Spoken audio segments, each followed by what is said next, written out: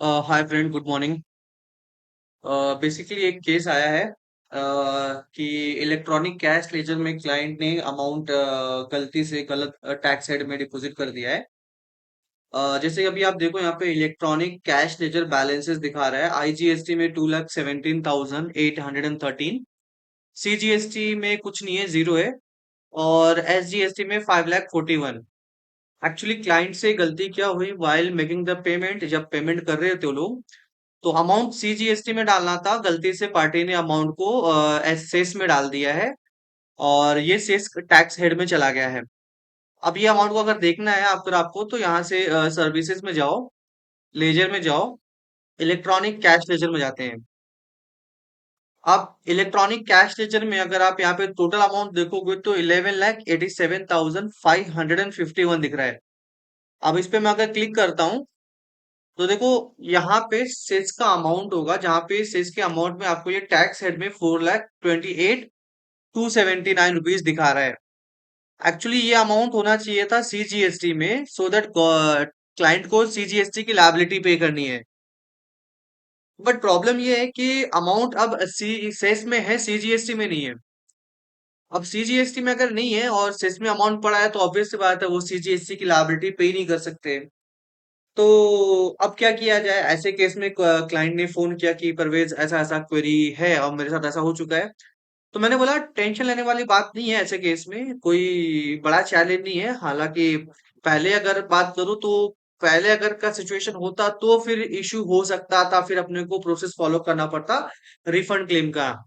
But ऐसे case में आज कोई इशू नहीं है। क्या कर सकते हो, ये अमाउंट को यहाँ से निकाल के यहाँ पे डाल सकते हैं।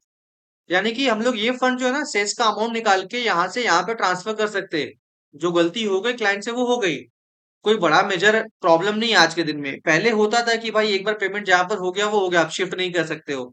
लेकिन आज के दिन में पेमेंट यहाँ से निकाल के मैं यहाँ से यहाँ पे शिफ्ट कर सकता हूँ। शिफ्ट करने का तरीका क्या है?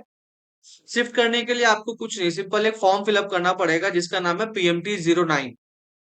PMT-09 भी आज के दिन में दो तरह के फॉर्म आते हैं PMT-09 के।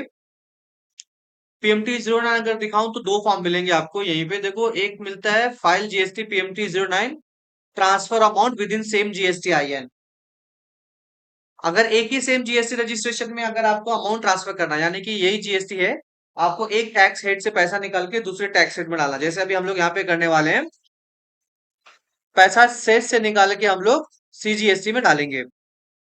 दूसरा अपने पास PMT-09 है, जहां पे आपको अगर पैसा इस जीएसटी रजिस्ट्रेशन से निकाल के किसी दूसरे जीएसटी रजिस्ट्रेशन में डालना है। जैसे कि मान लो एक ही कंपनी के दो अलग अलग स्टेट में दो अलग अलग जीएसटी है, दोनों का पैन नंबर सेम है। तो अगर मान लो पैन नंबर सेम है तो ऐसे केस में क्या होगा कि अगर महाराष्ट्र वाले जीएसटी रजिस्ट्रेशन से पैसा यहाँ से दूसरे कर्नाटका वाले जीएसटी रजिस्ट्रेशन में पैसा ट्रांसफर करना है तो भी कर सकते हैं, तो उसके लिए ये फॉर्म फिलअप करना होगा।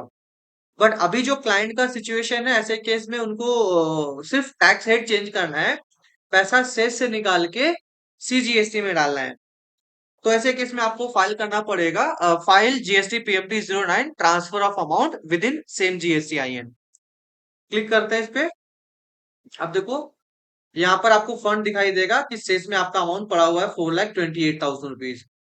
अभी ट्रांसफर करने का तरीका क्या है, नीचे चले जाओ। पैसा देखो, यहाँ पे आपको ऐड रिकॉर्ड में क्लिक करना है। पैसा कहाँ से निकालना है? आपको पैसा निकालना है सेस। पैसा पड़ा है आपके टैक्स हेड में 4,28,279, ये पैसा यहाँ पड़ा हुआ है। ट्रांसफर कहाँ करना है? ट्रांसफर करना है आपको सीजीएसटी में। कहाँ ट्रांसफर करना है? टैक्स में। कितना ट्रांसफर करना है? पूरा का पूरा अमाउंट। तो पूरा अमाउंट एंटर कर दो आप यहाँ पे। अब क्लिक करो सेव, यस, और यहाँ पर ऑप्शन आ जाता है फिर प्रोसीड टू फाइल। क्लिक करो प्रोसीड टू फाइल, और यहाँ पे क्लिक करो verification, authorize signatory, file GST PMT-09, click on yes, file with electronic verification code या डिजिटल सिग्नेचर सर्टिफिकेट, जो भी ऑप्शन आपके पास अवेलेबल होगा।